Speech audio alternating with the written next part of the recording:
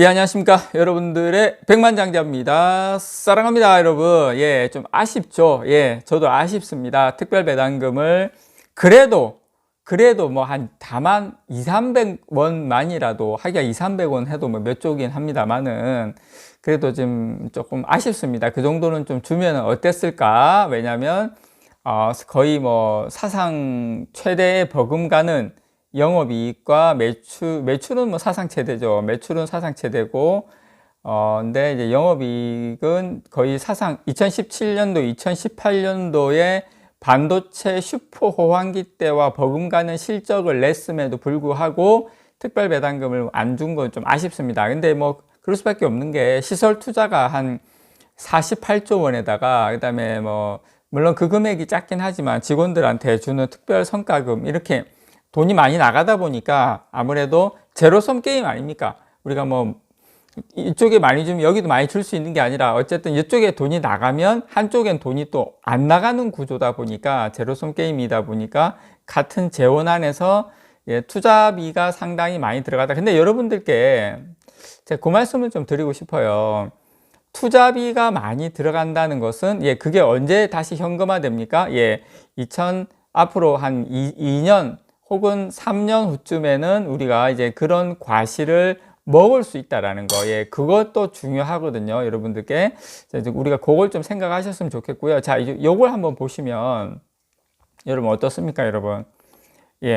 지금 삼성전자 영업이익하고 매출인데 지금 매출 같은 경우에는 2016년도가 바로 200조 돌파하고 이제 2017년도 보시면 230조, 240조, 230조, 230조 하고 작년이죠. 작년이 279조로 거의 280조로 계속 평타치다가 훅 올라왔죠. 훅 올라왔다가 바로 올해 추정치가 이제 300조 돌파하는 것으로 나왔어요. 그래서 여러분들께 요런 300조 돌파 내년에 2023년에는 더 많이 돌파하겠죠. 300조 훌쩍 내후년도 제가 다른 거 전망치를 보니까 거의 한 330조 그 정도 되더라고요. 영업이익 같은 경우에는 80조까지도 보더라고요. 그러니까 이제 그게 지금 우리가 손해보고 지금 우리가 특별 배당금을 좀 아쉽지만 그런 부분에 대해서 한 부분들이 내년 내후년 매출과 실적으로 돌아온다라는 거 여러분들께 좀 우리가 조금 이제 넓은 마음으로 생각을 좀 했으면 좋겠다라는 거 여러분께 좀 말씀을 좀 드리고 싶어요. 그래서 지금 어쨌든 증권가에서는 삼성전자 올해는 300조 원이 넘는 매출을 기록할 것으로 지금 내다보고 있습니다, 여러분. 이게 한 증권사만 그런 게 아니고요. 여러 증권사의 컨센서스가 지금 어떤 영업이익 컨센서스가 증권사마다 증권사 전망치 평균이에요. 이게 여러분, 이게 어떤 증권사 제일 많이 목표가를 낸 증권사가 아니라 증권사 평균이라는 거. 증권사 평균이 매출이 한 306조, 그 다음에 영업이익이 한 58조. 지난해와 비교하면 작년 2021년하고 비교하면 거의 매출액은 한 9.5%, 영업이익은 8.7% 정도 오른 수준이죠. 이게 컨센서스 평균이라는 게 여러분 중요합니다. 그래서 어쨌든 이 전망이 맞다면 삼성전자 올해 역대 최대 매출을 기록하는 셈이죠. 영업이익도 역대 최대치를 기록했던 게 2018년도거든요. 그때가 58조 한 9천억 정도 됩니다. 요거 2018년도 역대 최대치하고 비슷하거나 아니면 이것을 뛰어넘을 것으로 보입니다, 여러분. 일부 증권사에서는 삼성전자 올해 영업이익을 61조, 제일 많이 보는 데가 63조까지 보더라고요. 물론 그건 이제 그렇게까지 보는 건데, 물론 그렇게, 근데 삼성전자는 좀 재밌는 게 좋게 보면 더 많이 좋아지고 안 좋게 보면 더 많이 안 좋아지는 경향이 좀 있어요. 그래서 좋게 본다는 것은 잘하면 60조도 넘을 수 있다. 저는 개인적으로 그렇게 봅니다. 어쨌든 여러분 이게 얼마나 큰 의미를 갖냐면 지금 국내 기업 중에 연매출 300조 원을 넘는 곳은 없어요. 그리고 연매출 300조 원을 넘는 것은 사실 삼성전자가 대한민국 기업 중에서는 처음입니다. 뭐 당연한 거겠죠. 지금 국내 산업계 2위가 어딥니까? 뭐 일단 하이닉스 빼고 현대차가 거의 2위에 가깝잖아요. 산업계에서. 이제 현대차가 2020년에 여러분 100조를 돌파했어요. 현대차가 2020년에, 작년도 아니고 재작년에 100조를 돌파했는데, 사실 삼성전자하고 현대차하고 매출로 치면 엄청나게 큰 차이죠. 물론 영업이익 차이가 더 많이 나죠. 삼성전자가 아무래도 영업이익률이 훨씬 높다 보니까. 그래서 근데 이제 우리나라뿐만 아니라 전 세계적으로도 사실 유례를 찾기 힘들어요.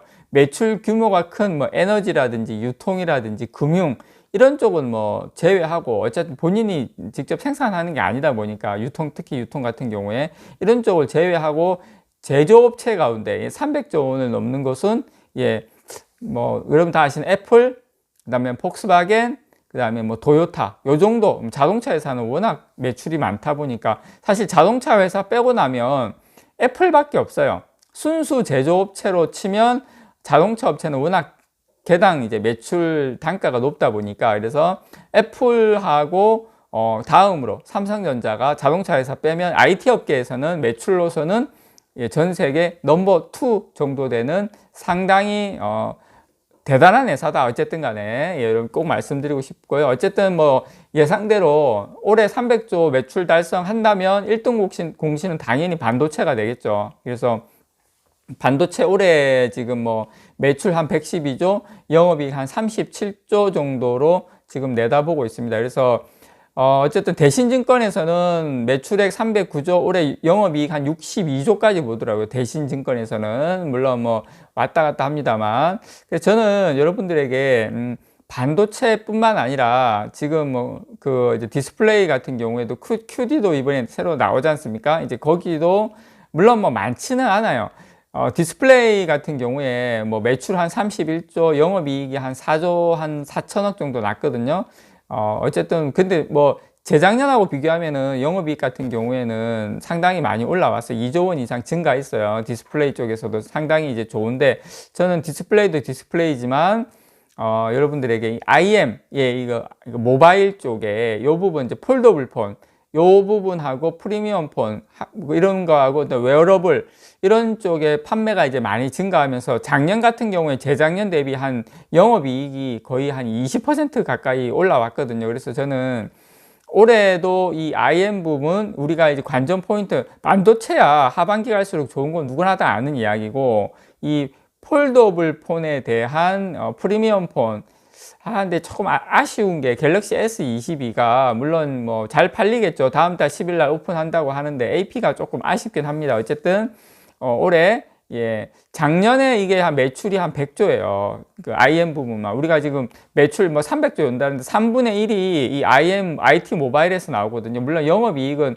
작년에 한 13조 6천억 나왔어요. 그러니까 실제로 적은 건 아니에요. 그러니까 거의 한 4분의 1 가까이 차지를 하거든요. IM 쪽이. 그래서 아마 올해도 우리가 관전 포인트로 이 폴더블 폰 좀 볼 필요가 있다. 여러분, 웨어러블도 마찬가지고요. 이렇게 생각합니다. 그래서 여러분 너무 배당금 부분 때문에 아마 조금 이제 삼성전자 오늘 주가도 좀 멜롱인데 좀 아쉽지만 좀 이해를 좀 여러분께 좀 부탁을 드리고요. 그리고 어쨌든 그런 큰 어마어마한 투자가 2, 3년 후에 실적으로 분명히 돌아온다라는 거 여러분께 다시 한번 말씀을 좀 드립니다. 오늘 삼성전자 좀 빠지지만 타 종목에 비해서는 잘 견디고 있거든요.